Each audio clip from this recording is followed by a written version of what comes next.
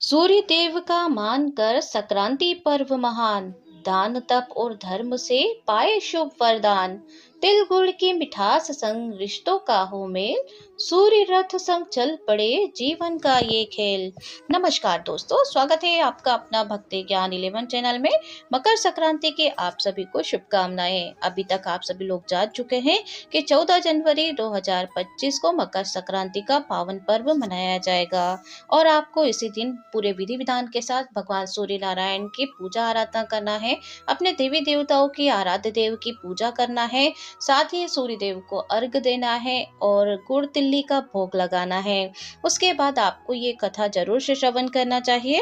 मकर संक्रांति के दिन से ही धर्मराज की कथा सुनने का संकल्प लिया जाता है और इस कथा को सुनने का पूर्ण फल तभी प्राप्त होता है जब धर्मराज की कथा सुनने के साथ भी और भी कथाएं सुनी जाती हैं, जिनमें है पोपा बाई की कहानी, राय बाई की कहानी, सूरज भगवान रविवार की कहानी, साथ ही पाल पतवारी माता की कहानी, आड़ी बाड़ी की कहानी, धरती माता की कहानी और तुलसी माता की भी कहानी सुनी जाती है।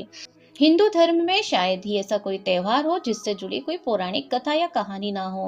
बात मकर संक्रांति पर्व की है तो इससे जुड़ी भी कई कहानियां प्रचलित हैं। धार्मिक मान्यताओं के अनुसार मकर संक्रांति के दिन ही गंगा मैया भागीरथ के पीछे पीछे चलकर कपिल मुनि के आश्रम में होती हुई सागर में जा मिली थी।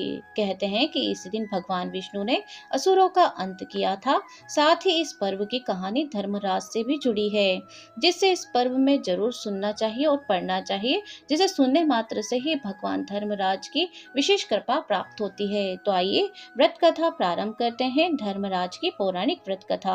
एक समय जब पृथ्वीलोक पर बब्रुवाहन नामक एक राजा हुआ करता था। उसके राज्य में किसी भी चीज की कोई कमी नहीं थी।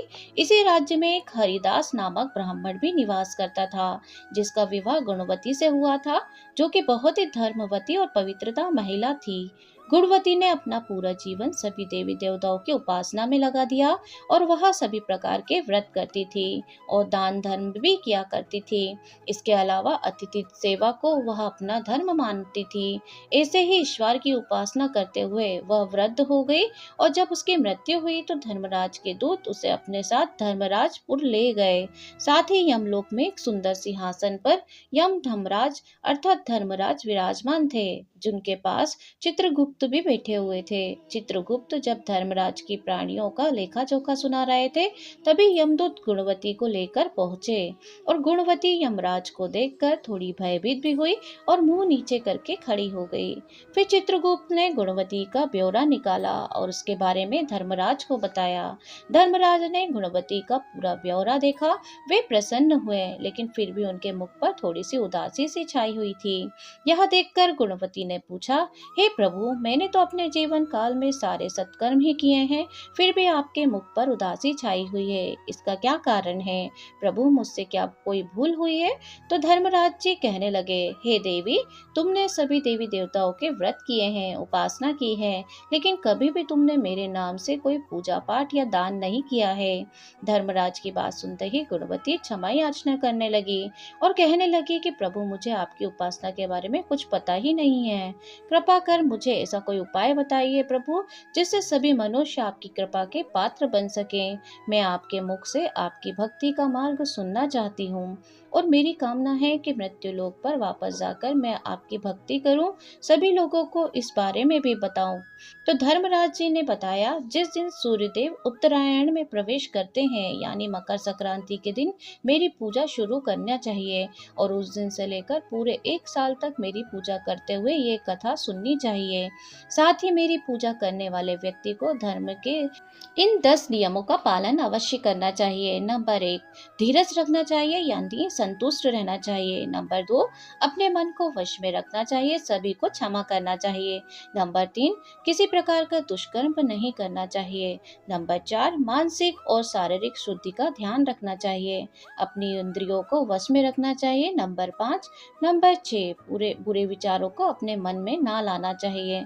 नंबर 7, पूजा पाठ और दान पुण्य करना चाहिए। नंबर 8, व्रत करना चाहिए, व्रत की कहानी सुनना चाहिए। नंबर 9, सच बोलना और सभी से अच्छा व सच्चा व्यवहार करना चाहिए। नंबर 10, क्रोध नहीं करना चाहिए।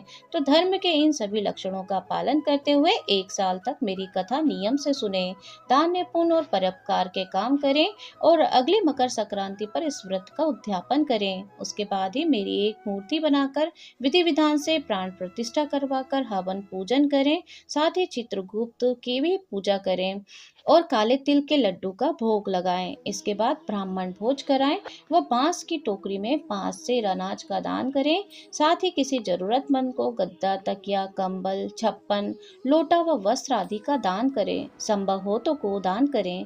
धर्मराज से व्रत की पूरी कथा सुनकर गुणवती ने पुनः धर्मराज से प्रार्थना की कि हे प्रभु, मुझे फिर से मृत्युलोक से जाने दीजिए, अर्थात जिससे मैं आपका व्रत कर सकूं और साथ ही इस व्रत का प्रचार भी लोगों में कर सकूं। इस पर यमराज ने गुणवती को धरती लोक पर फिर से जाने दिया और धरती पर वापस जाकर गुणवती ने अर्थात धर्मराज द्वारा बताए गए व्रत के बारे में अपने पतिदेव को बताया और मकर संक्रांति आते ही गुणवती और उसके पति ने ये व्रत शुरू कर दिया। इसी व्रत के प्रभाव से उन पर धर्मराज की विशेष कृपा प्राप्त हुई और उन्हें मोक्ष की प्राप्ति हो गई। तो इस तरीके से व्रत कथा समाप्त होती है।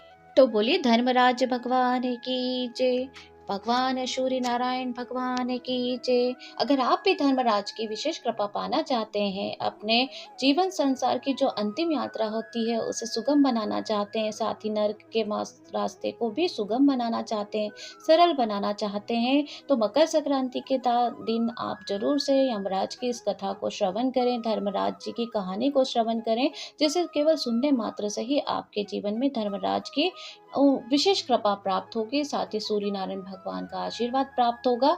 और अगर आप चाहते हैं कि आगे भी आपका जीवन सुगमता और सरलता के साथ चलते रहे, तो पूरे वर्ष आपको ये नित्य कथाएं श्रवण करना चाहिए धर्मराज जी की, जिससे धर्मराज जी विशेष प्रसन्न होकर आप पर अपनी कृपा बरसाते हैं। साथ ही सूर्य नारायण को इस दिन जरूर से जल दें, अर्घ दें और दान दक्षिणा जरूर करें।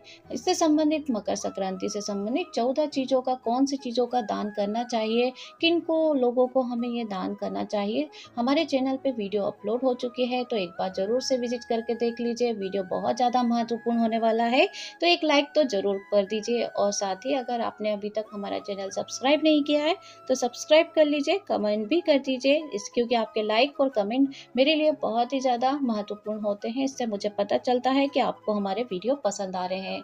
तो मिलती हूँ मैं आपसे नेक्स्ट वीडियो के साथ, तब तक के लिए जय श्री हरे विष्णु, जय लक्ष्मी नारायण, ओम नमः शिवाय, ओम धर्मराज भगवान की जय, सूर्य नारायण भगवान की जय।